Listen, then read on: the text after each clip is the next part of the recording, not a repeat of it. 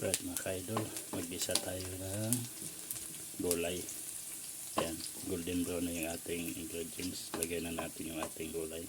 Ito po yung igigisa natin. Yung palaya, kalabasa, itong talong na hindi pa nahiwa. So may okra tayo at saka ang palaya dyan sa ilalim. Palaya yan. Tapos yung sahog natin ay ito. Yan ang sahog natin sa ating ginisang gulay mga ka-idol at mga karyat. Yan, lagay na natin yung kalabasa. Ayan.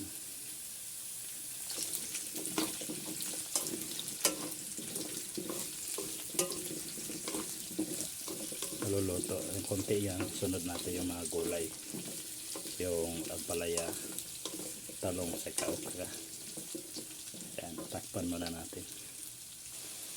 Ayan, okay na siya mga kariyat at mga ka-idol. Lagay na natin yung ating tatlong gulay, yung palaya at saka yung okra at talong. Ayan, lagay na natin ito. Ayan dami, napuno. Ito, lagyan natin ng pampalasa si babaw. Ayan, patis.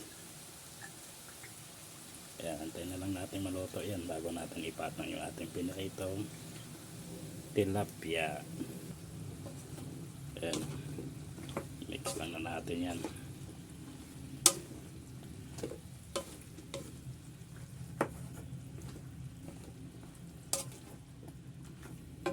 Ayan, simpleng luto lang yan mga kaidol at mga karyat, pang binitari kasama na pang diet. Ayan, mamaya lang palambutin lang natin yan. Right, balikan ko kayo mamaya. Ayan mga kaidol, mga karyad, medyo sumagat-chip na, wala nang sabaw. Lagyan natin mainit na tubig. Ayan, okay na yan. Ayan na yung mga karyad, malapit na maluto. Konting lang kulo. Tikman nga natin yung sabaw.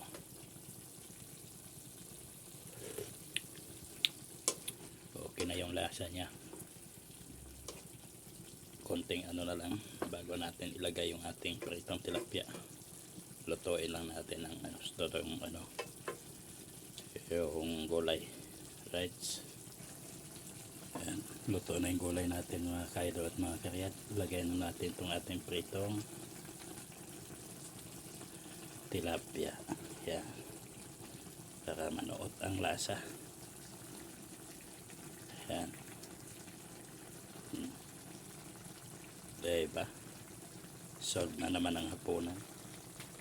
Ayan siya.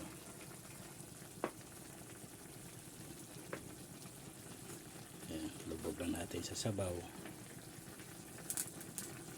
Ito, malutong. Sabay takpan.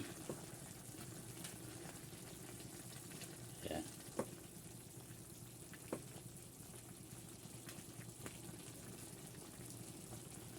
Alright, ayan mga kaidol, luto na yan.